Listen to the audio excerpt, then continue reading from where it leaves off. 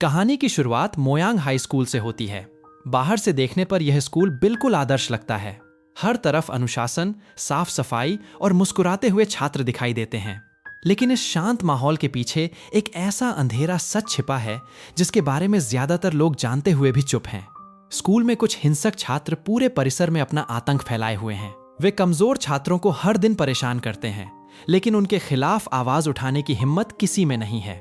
इसी स्कूल में 3 महीने के अनुबंध पर अस्थायी शिक्षिका के रूप में सामिन की नियुक्ति होती है। उसकी सबसे बड़ी इच्छा यही है कि किसी तरह उसकी नौकरी स्थायी हो जाए। इसलिए उसे जो भी काम दिया जाता है वह बिना किसी शिकायत के स्वीकार कर लेती है। लेकिन स्कूल का कर्मचारी वर्ग उसकी मजबूरी का फायदा उठाने लगता है। धीरे धीरे उस पर काम का इतना बोझ डाल दिया जाता है कि एक दिन वह अकेले शौचालय में जाकर टूट कर रो पड़ती है। उसी दौरान वह कुछ शिक्षकों की बातचीत सुन लेती है। वे बता रहे होते हैं कि उससे पहले जो अस्थायी शिक्षिका यहाँ आई थी वह छात्रों की लगातार प्रताड़ना सहन नहीं कर सकी और अंत में उसने अपना जीवन समाप्त कर लिया। यह सुनकर सामिन पूरी तरह सन्न रह जाती है। कुछ समय बाद एक वरिष्ठ शिक्षिका उसे एक गंभीर बात बताती हैं।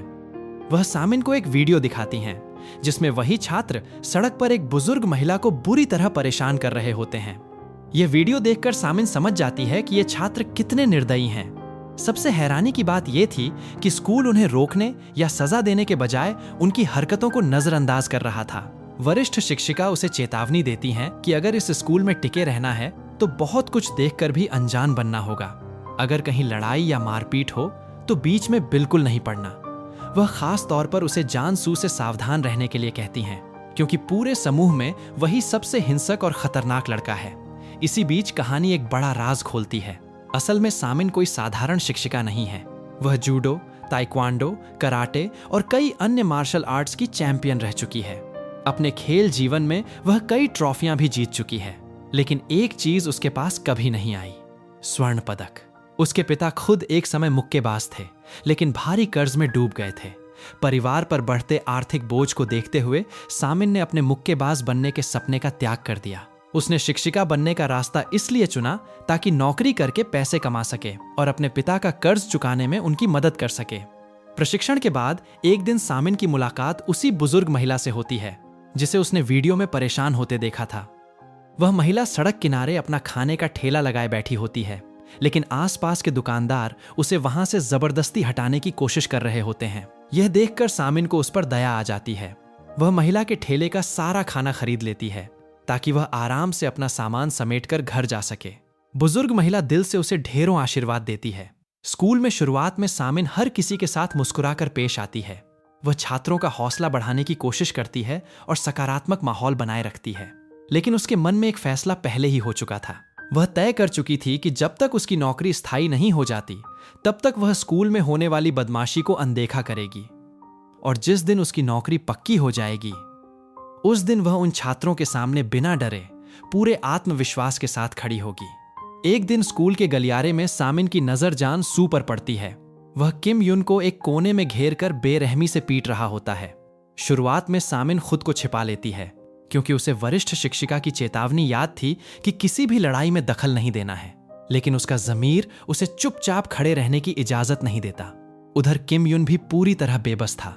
जान सू ने उसे धमकी दी थी कि अगर उसने जरा भी विरोध किया तो उसकी दादी को नुकसान पहुंचाया जाएगा।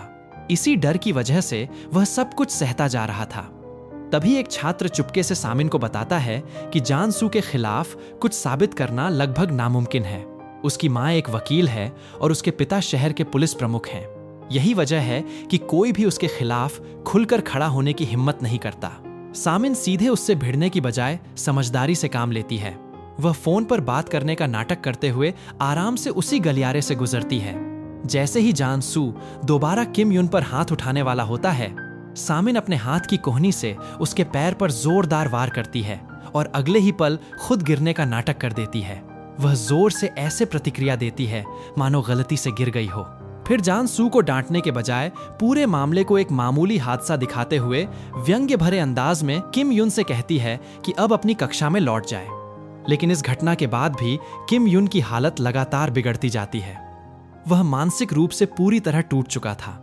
हालात इतने बुरे हो जाते हैं कि उसके मन में अपना जीवन समाप्त करने तक के विचार आने लगते हैं। आखिरकार वह प्राचार्य और शिक्षकों से शिकायत करता है, लेकिन उनकी तरफ से उसे सिर्फ एक ही जवाब मिलता है कि वह स्कूल बदल ले। मानो गलती जान सू की नहीं बल्कि उसी की हो।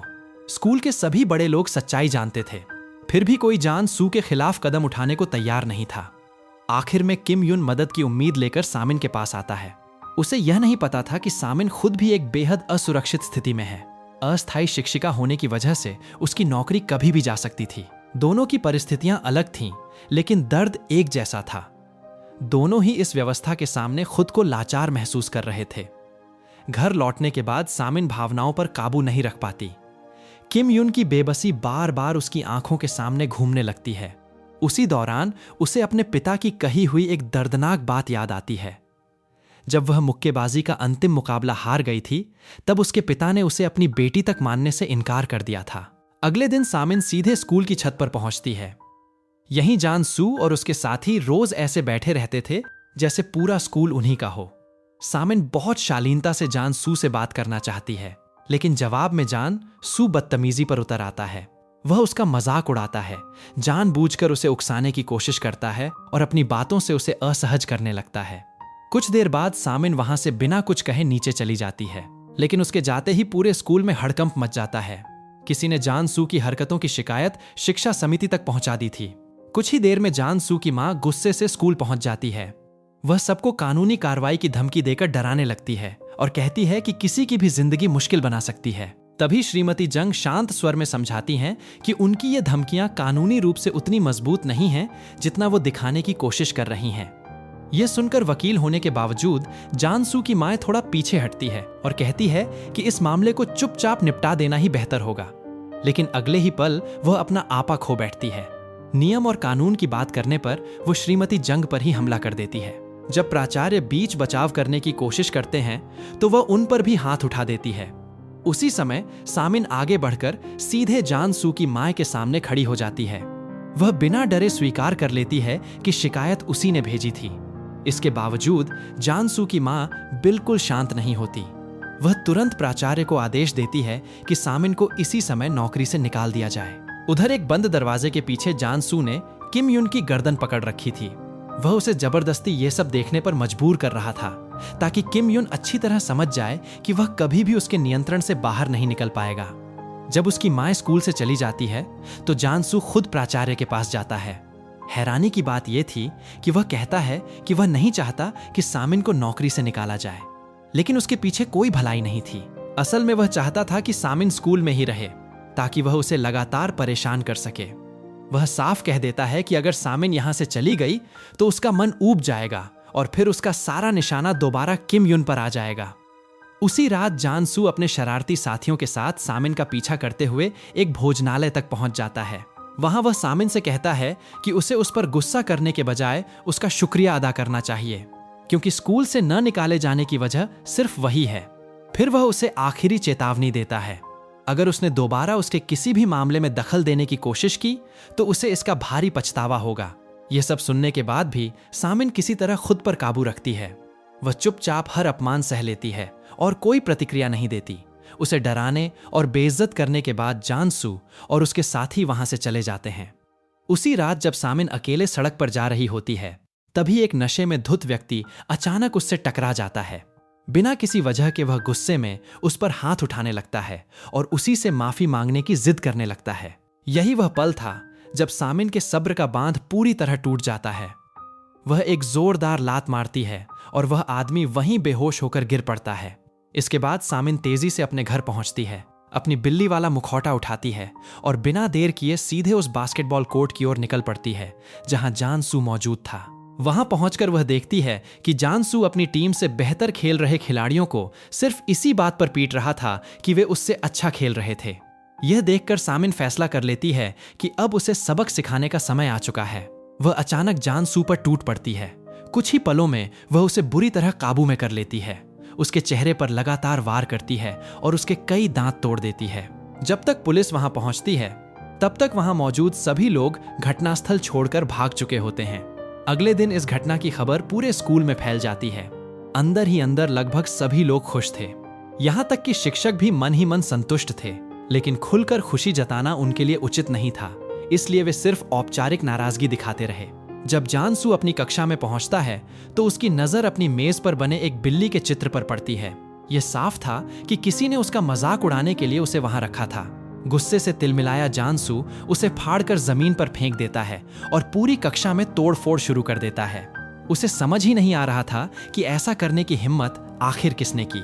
शोर सुनकर श्रीमती जंग वहां पहुंचती हैं और शांत स्वर में उसे याद दिलाती हैं कि इस तरह की हरकतें स्कूल के नियमों के खिलाफ हैं।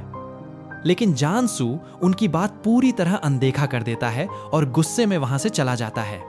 उसके मन में बस एक ही सवाल घूम रहा था, आखिर उसे इस तरह निशाना बनाने वाला कौन है। उसे पूरा यकीन था कि स्कूल में ऐसा करने की क्षमता किसी के पास नहीं है। उधर दूसरी तरफ सामिन पूरे उत्साह के साथ अपने पुलिस अधिकारी मित्र को पिछली रात की सारी घटना बताती है। उसके चेहरे पर पहली बार सच्ची खुशी दिखाई दे रही थी, लेकिन उसका मित्र खुश होने के बजाय चिंतित हो जाता है। वह सामिन को चेतावनी देता है कि अगर वह जरूरत से ज्यादा आगे बढ़ी तो उसका असली चेहरा सबके सामने आ सकता है, और अगर ऐसा हुआ तो कानून उसके साथ बिल्कुल भी नरमी नहीं बरतेगा। इसी बीच जानसू का गिरोह फिर से किसी नए मनोरंजन की तलाश में निकल पड़ता है। वे एक बार फिर किम युन को पकड़ लेते हैं और उसे प्रताड़ित करने लगते हैं। हर गुजरते दिन के साथ किम युन का जीने का मन और भी टूटता जा रहा था। किसी तरह वहां से निकलकर वह एक पारिवारिक भोजनालय में पहुंचता है ताकि कुछ देर के लिए ही सही खुद को संभाल सके। जब उसके दोस्त की नजर उसकी हालत पर पड़ती है तो वह घबरा जाता है। बिना एक पल गंवाए वह सीधे सामिन के प्रशिक्षण केंद्र की ओर दौड़ पड़ता है। उधर सामिन अपने बिल्ली वाले मुखौटे को जलाने ही वाली होती है कि तभी किम युन का दोस्त वहां पहुंच जाता है।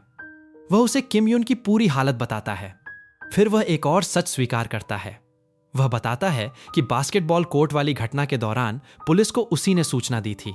इतना ही नहीं, वह यह भी कह देता है कि उसे सामिन का राज मालूम है, क्योंकि उसने पहले ही एक बार उसका चेहरा बिना मुखौटे के देख लिया था।